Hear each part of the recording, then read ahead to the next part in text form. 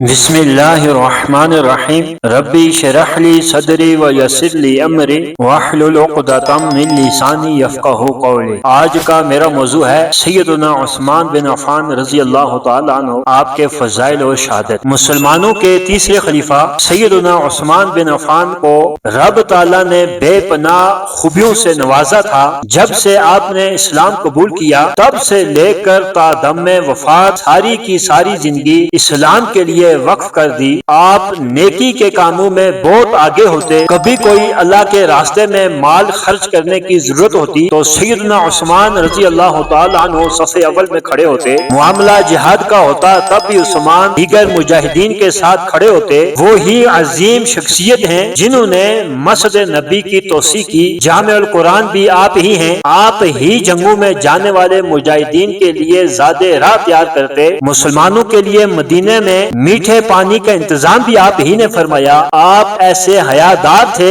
کہ اس دنیا نے آپ جیسا حیادار کوئی نہیں دیکھا۔ سیدنا عبداللہ بن عمر رضی اللہ تعالی عنہ فرماتے ہیں، ہم نبی علیہ الصلوۃ والسلام کے عہد میں سیدنا ابو بکر صدیق کے برابر کسی کو نہیں کرا دیتے تھے، پھر سیدنا عمر فاروق کو، پھر سیدنا عثمان کو، اس کے بعد نبی کے صحابہ پر ہم کوئی باس نہیں کرتے تھے اور کسی کو ایک دوسرے پر فضیلت نہیں دیتے تھے۔ یہ صحیح بخاری کی حدیث۔ سیدنا عثمان کا ایک اعزاز یہ بھی ہے کہ آپ کو اپنی زندگی ہی میں رسول اللہ صلی اللہ تعالی علیہ وسلم نے شہید کے لقب سے یاد کیا اور یہ پیشن گوئی بھی تھی کہ آپ کو شہید کیا جائے گا۔ سیدنا ابو ہریرہ رضی اللہ تعالی عنہ سے روایت ہے کہ ایک روز رسول اللہ صلی اللہ علیہ وسلم ہرا پہاڑ پر چڑھے تو وہ حرکت کرنے لگا تو رسول اللہ نے فرمایا ہے پہاڑ تھم جاؤ، رک جاؤ، تمہارے اوپر ایک نبی، ایک صدیق اور دو شہید ہیں۔ یہ صحیح مسلم کی حدیث ہے۔ ام المؤمنین سیدہ عائشہ صدیقہ رضی اللہ تعالی عنہا اور سیدنا عثمان رضی اللہ تعالی عنہ بیان کرتے ہیں کہ سیدنا ابو بکر نے رسول اللہ سے اجازت طلب کی۔ اس وقت رسول اللہ اپنے بستر پر لیٹے ہوئے تھے۔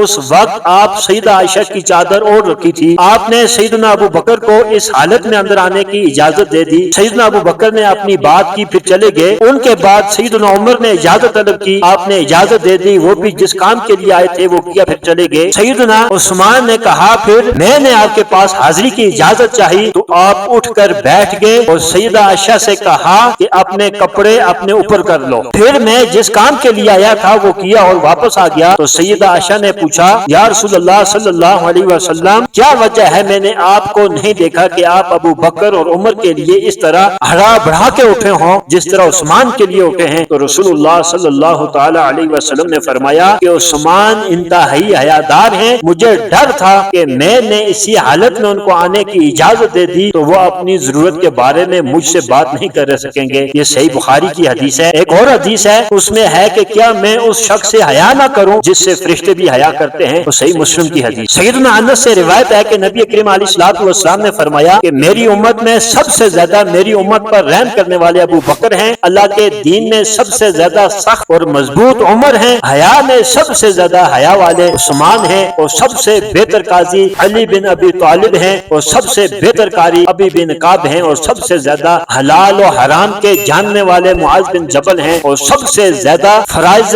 میراث تقسیم کے جاننے والے زید بن ثابت ہیں۔ سنو ہر امت کا ایک امین ہوا کرتا ہے اور اس امت کے امین ابو عبیدہ بن جراح۔ یہ سنن ابن ماجہ کی حدیث۔ رسول اللہ صلی اللہ علیہ وسلم نے سیدنا عثمان کو کام کی گھر سے مکہ مکرمہ بھیجا تو مسلمانوں میں یہ افواہ عام ہو گئی کہ سیدنا عثمان رضی اللہ تعالی عنہ کو شہید کر دیا گیا ہے۔ رسول اللہ صلی اللہ علیہ وسلم کے ساتھ 4000 صحابہ کرام موجود تھے۔ آپ نے سب سے اس غرض سے بیعت لی کہ ہم اس وقت تک حدیبیہ کے مقام سے واپس نہیں جائیں گے جب تک ہم عثمان کی شہادت کا بدلہ نہ لے لیں۔ قرآن مجید میں اللہ تعالیٰ نے عثمان کی شہادت کا بدلہ لینے کے لیے اپنی جانیں قربان کر دینے کا عزم رکھنے والے مومنین سے فرمایا کہ بے شک اللہ تعالیٰ مسلمانوں سے راضی ہوا جب وہ آپ سے درخت کے نیچے بیعت کر رہے تھے، پھر اس نے جان دیا جو کچھ ان کے دلوں میں تھا، بس اس نے ان پر اطمینان نازل کر دیا اور انہیں جلد ہی فتح دے دی۔ یہ بھی سیدنا عثمان کی فضیلت ہے کہ بیعت رضوان کے موقع پر رسول اللہ نے اپنا ہاتھ نیچے رکھا، صحابہ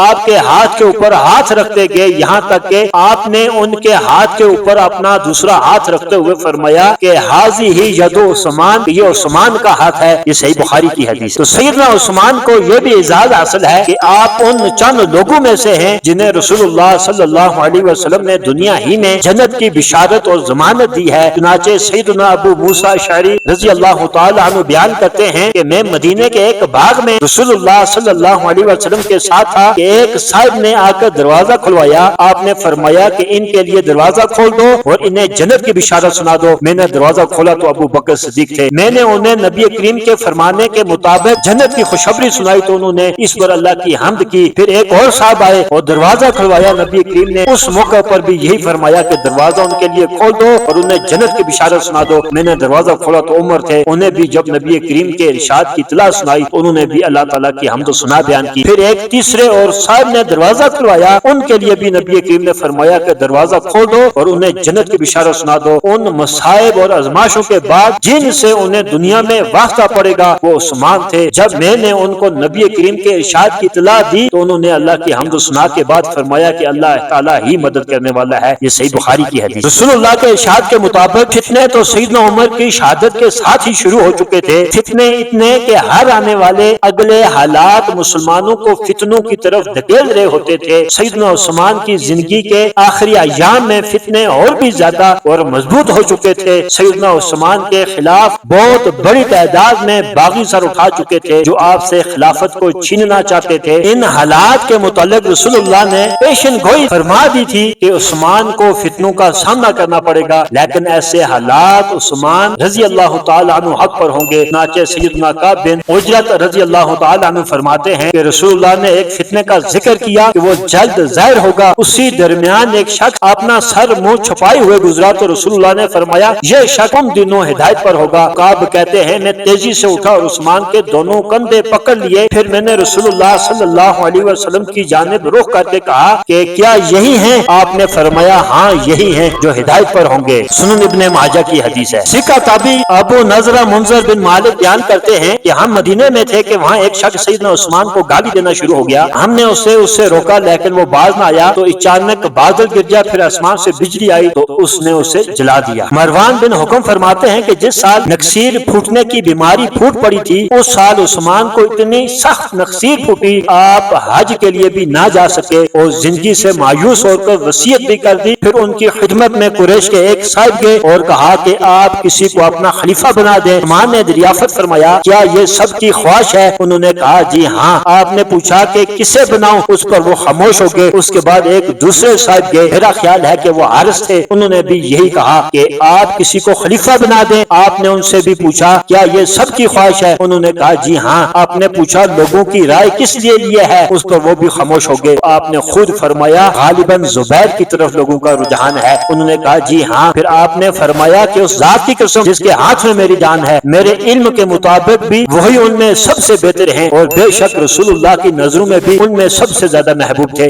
یہ صحیح بخاری کی حدیث ہے۔ ام المؤمنین سیدہ عائشہ صدیقہ فرماتی ہیں کہ رسول اللہ نے فرمایا ہے عثمان شاید تمہیں اللہ ایک قمیض پہنائے، اگر لوگ تم سے وہ قمیض اتروانا چاہیں تو ان کے لیے وہ قمیض نہ اتارنا۔ یہ سنن ترمذی کی حدیث ہے۔ محدثین کرام نے اس قمیض سے مراد خلافت لی ہے۔ رسول اللہ نے سیدنا عثمان سے فرمایا کہ شاید اللہ تعالیٰ تمہیں خلافت دے، پھر وہ خلافت لوگ تم سے چھیننا چاہیں مگر تم خود انہیں خلافت نہ دینا۔ ایک روایت میں ہے کہ اس وقت تک خلافت ان کے سپرد نہ کرنا جب تک کہ تم میرے ساتھ ملاقات نہ کر لے، یعنی فوت نہ ہو جائے۔ چنانچہ رسول اللہ نے سیدنا عثمان سے فرمایا اے عثمان شاید تمہیں اللہ ایک قمیض پہنائے، سو اگر منافقین اس قمیض کو اتروانا چاہیں تو نہ اتارنا یہاں تک کہ تم مجھ سے ملاقات کر لے، یعنی فوت ہو جائے۔ یہ مسند احمد کی حدیث ہے۔ سیدنا ابو امامہ بن سال فرماتے ہیں میں سیدنا عثمان کے پاس تھا جبکہ وہ اپنے گھر میں معصور تھے۔ گھر میں ایک ایسی جگہ تھی کہ جو وہاں داخل ہوتا مقام بلاد پر بیٹھے لوگوں کی باتیں سن سکتا تھا۔ چنانچہ سیدنا عثمان اس جگہ گئے اور پھر ہمارے پاس آئے تو ان کا رنگ اڑا ہوا تھا۔ انہوں نے